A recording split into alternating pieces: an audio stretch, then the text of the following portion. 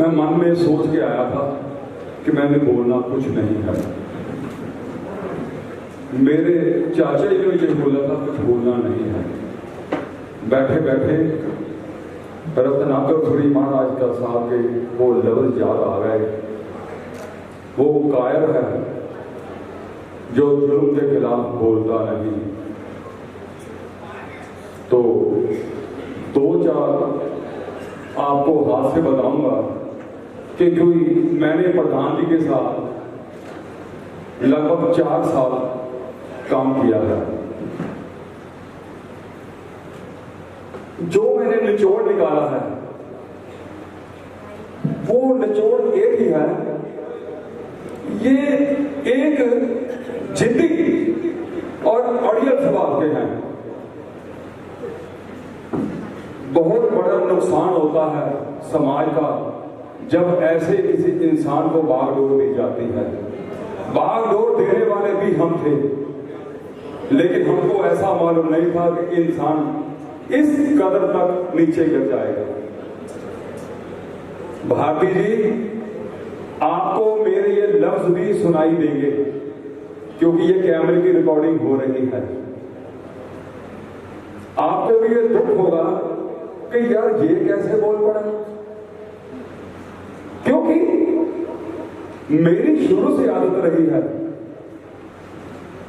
कि मैं अपने परिवार को टूटने से बचाने के लिए अपनी कुर्बानी हमेशा से देता आया हूं।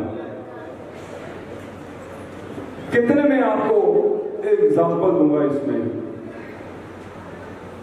मन दुखी होता है। जब सभा में मैं था और हमारा एक ग्रुप बना हुआ था, कोर ग्रुप, जिसमें हम 5-6 लोग थे। वो सारी गतिविधियां सबसे पहले उसमें आती थी, उसके बाद कहीं बाहर जाती थी। मैंने कैसे कैसे सभा में रह के कैसे कैसे मैंने जुल्म सहे हैं आपको मैं बताता हूं।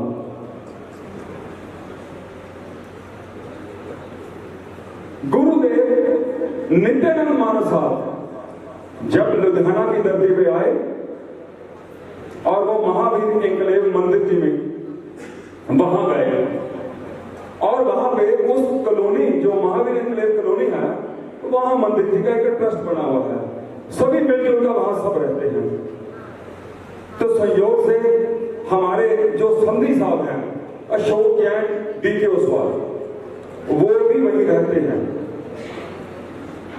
और मेरे पास ये फोटोग्राफ है, उस कोर ग्रुप में आई थी। उस कोर ग्रुप में ये फोटो आई थी जिसमें हमारे अशोक अंकल भी नित्यानंद महाराज साहब के साथ खड़े हैं। तो नीचे संजीव दुग्गल जी ने ये कोर में डाली, ये पाठ परंपरा के दोगले सिपाही।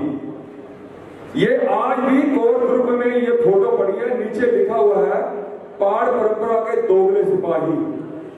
और मैं ऐसा एक शख्स हूं जो हमारे संधि के बारे में ऐसी बात कही हो, वो भी मैंने अपनी छाती पे सही है।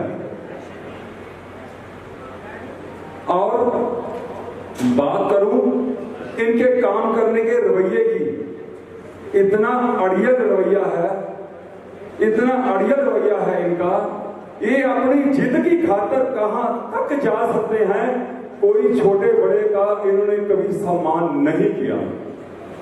सबको मालूम है समाज के प्रतिष्ठित लोगों के साथ क्या क्या हुआ, जबकि हमारे को शुरू से यही सिखाया जाता है घरों में कि अपने परिवार में बड़े बुजुर्गों के साथ कैसे रहना है। मैंने ये इसीलिए सहा कि हमारा परिवार कहीं बिखर ना जाए, इसी को सोचकर चलते चलते मैंने ये सब सहा। आंटी जी, कमलेश आंटी जी, आंटी जी एक बार मेरे पास आओ।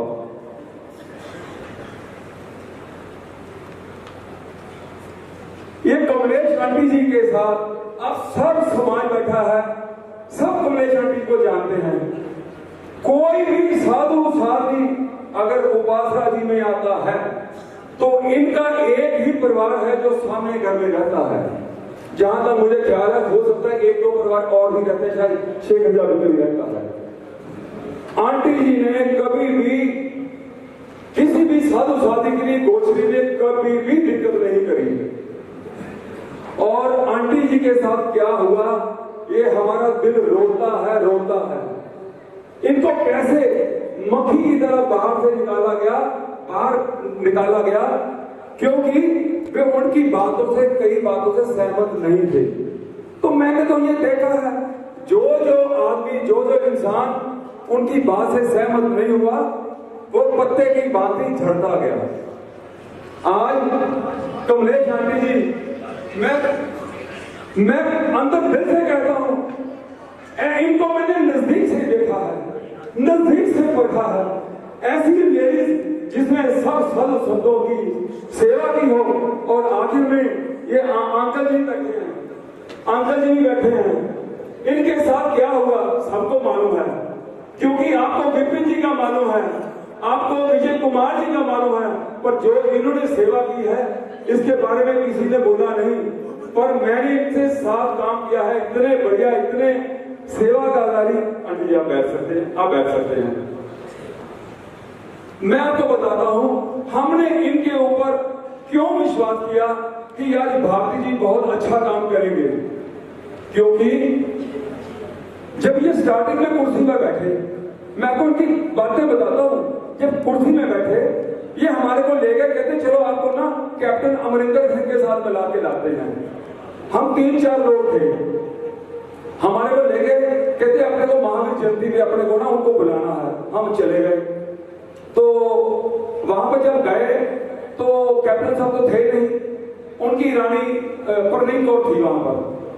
तो मेरे को कहने लगे कि जब अगर आपको बोलेंगे ना कि कितने दुनिया आपके साथ आई है, कितने लोग आपके साथ है, क्योंकि देखो पॉलिटिशियन तो तभी रहता है जब पब्लिक जाती है। तो मेरे को बोलता है क्या ना बहुत लोग हैं बाहर, जितनी पब्लिक खड़ी हो अपनी है। मैं क्या कमाल है, फिर सारी पब्लिक अपनी है, तो हम लोग 4 आदमी। तो ये इनकी कार्यशैली है। और आपको मैं बता दूं, मैंने कभी नहीं कहा इन्होंने कोई पैसा खाया, ना मैं कभी कहूंगा, क्योंकि जिस कुल में मैंने पैसा लिया, जिस परिवार में मैंने पैसा लिया, मैं कभी नहीं ऐसे लफ्ज कहूंगा। लेकिन अगर हम अपने धर्म के प्रति वफादार नहीं होंगे, अपने समाज के प्रति वफादार नहीं होंगे, तो वो नुकसान करना भी यही कहलाएगा। आपने अपने जिद के कारण, अड़ियल के कारण, आपने लाखों रुपए, करोड़ों रुपए समाज के क्या किए, विवादों में घुसा दिए। आप सब जानते हैं कि जहां प्रेम होता है वहां वातावरण भी प्रेमी वाला होता है और सब चीज फलता फूलता है। और जहां हमेशा वैर विरोध मन में होता है वहां हमेशा घाटा पड़ता है, उस फल में हमेशा नुकसान होता है। आज हमारे करोड़ों रुपए फंसे हुए हैं सारे, तो हम ऐसे प्रधान जी के पीछे जाके कि नहीं यार ये कुछ ना कुछ करेंगे, कुछ ना कुछ अच्छा करेंगे, कभी ना कभी हमारे पैसे वापस आ गए। ये सारा काम इसलिए लेट हुआ है। आप पूछेंगे भी लेट क्यों हुआ, आप क्यों नहीं चाहते तब? क्योंकि हम ये चाहते थे समाज का नुकसान ना हो, यही एक कारण था जिसके कारण हम लेट हुए।